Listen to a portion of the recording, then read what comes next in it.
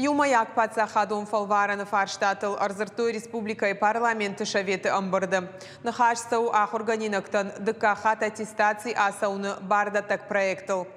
Бараканан тамгашка баштей сарджиты дуун проценты нымайынс юмаяк пацахадом фалваран швалаты психологиян каю агаржын.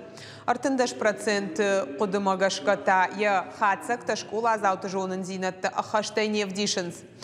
Фала проекта араждита куджагын сафтама юмаяк пацахадом фалвараны айфт ахурад харшкадзинадыл авжарырдам шахатсан. Уйбашты реформа фаншанку тойжак оны кайқауы швидаркадын пацахадон аттестации майдырғы дыкахат асауны бар.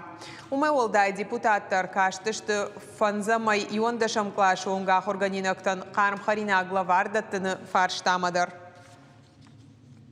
Для цели обеспечения обучающихся одноразовым горячим питанием в условиях возможного дефицита бюджетных средств предлагается в части 4 статьи 37 Закона об образовании предусмотреть возможность предоставления бюджетам субъектов Российской Федерации субсидий из федерального бюджета.